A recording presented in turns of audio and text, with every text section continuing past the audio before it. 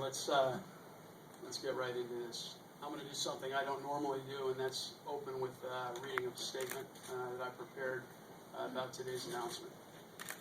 I'm here today to announce that John Spencer is no longer the head coach of the Portland Timbers. I want to start by thanking John for his significant contributions to the club and the broader Portland community.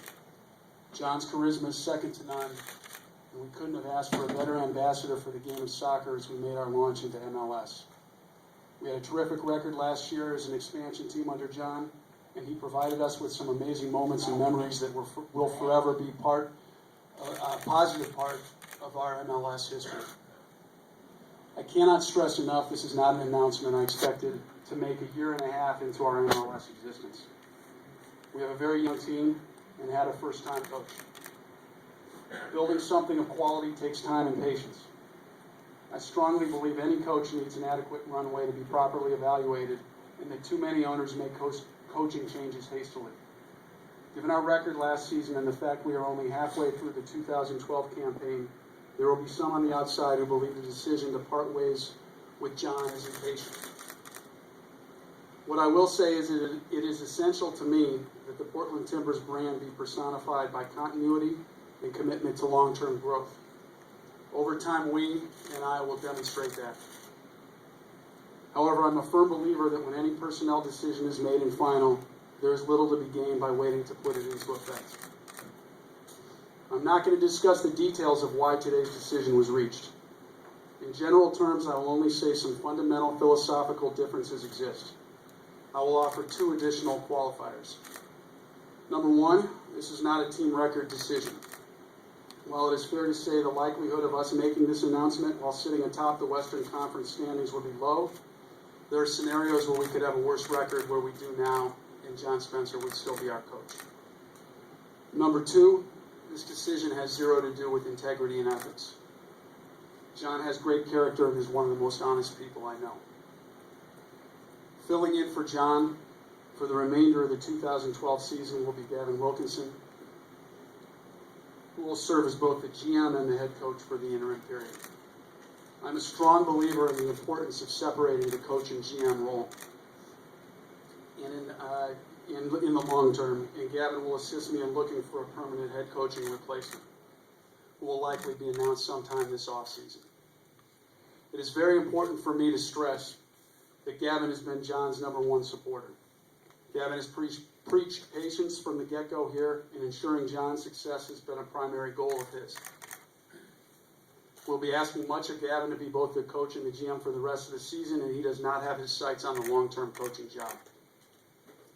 We expect the rest of the coaching staff to remain intact, with one addition to be announced shortly.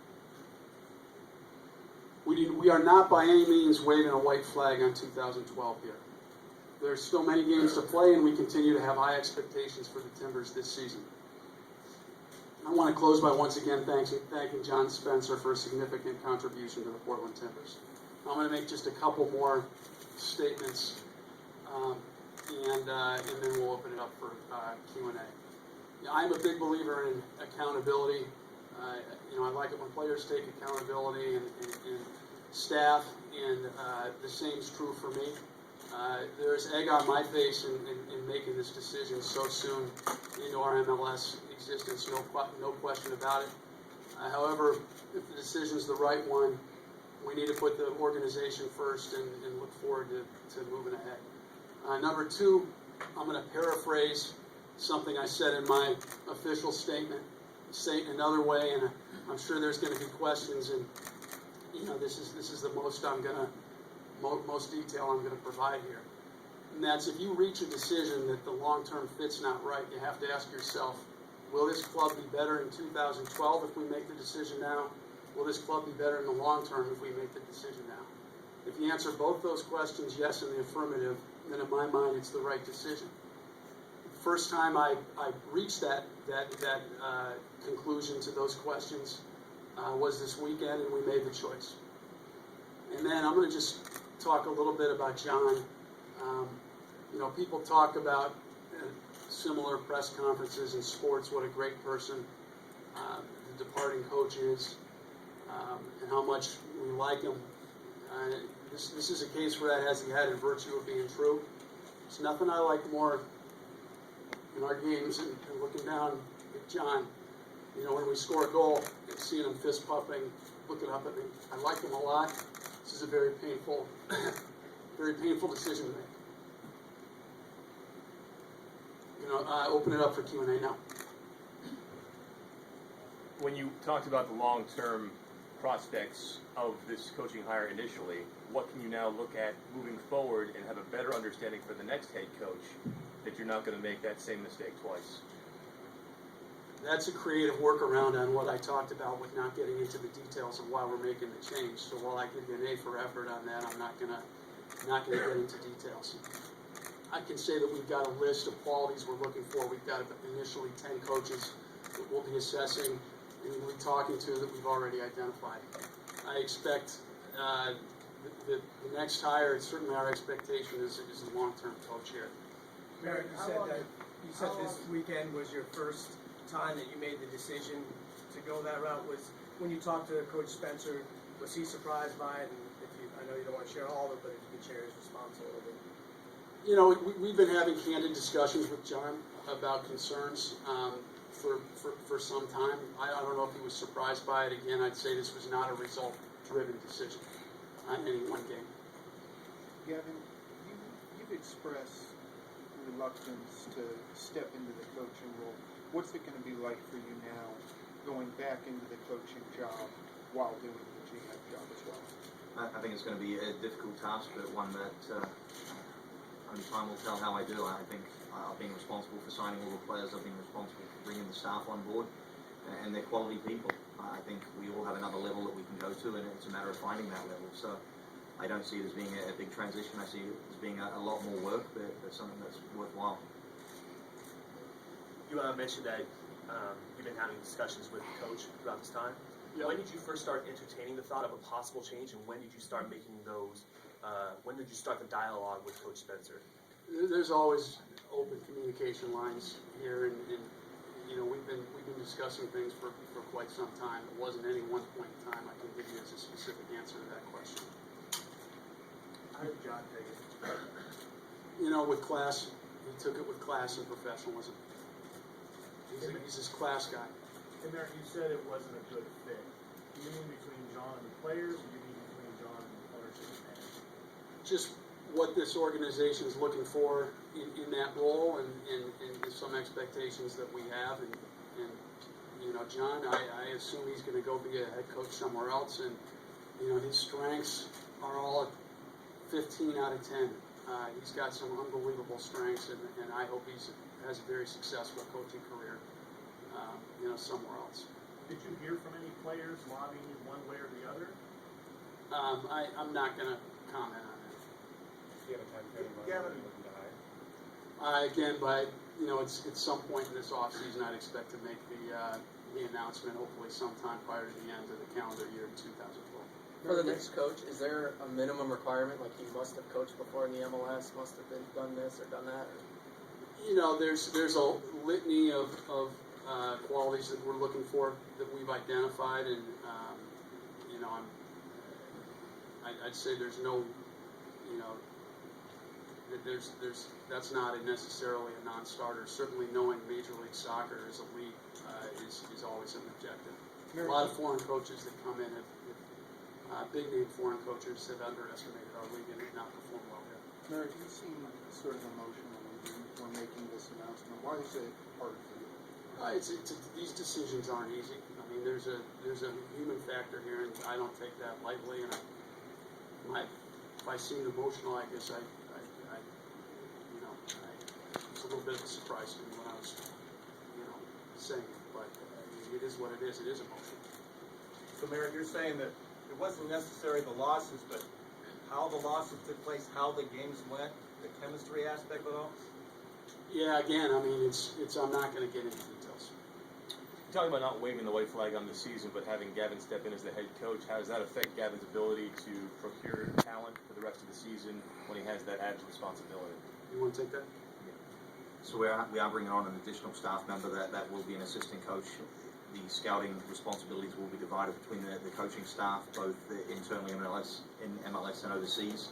By having one additional coach available, they will now be the ones that are available to travel overseas and participate in scouting. Gavin, how will your philosophy in how to coach and the format to run this team, how is that going to change from what it is now? In answering that, anything I say would be misconstrued as something that John didn't deliver, something John didn't do for us as an organisation and for the team. It's been a very recent appointment, so I think I need a little bit longer to reflect on that. In addition to that, I don't think there's going to be a major overhaul. We're looking at maximising the potential, the ability that the players have, getting a little bit more out of them, a little bit more consistent, being a positive reflection on our fans, both home and away, and basically digging a little bit deeper and seeing if we can develop some of the younger players, if we can get a little bit more out of the senior players, and just strive to make playoffs. I don't think there's going to be big changes. There may be minor tweaks to the system, but that'll be after we discuss it with the assistant coaches, and we're all on the same page. Gavin, after all the years you've been coaching, have you ever seen a gap between how well a team plays at home and how they play on the road? And do you have any idea why you would have such a poor record on the road?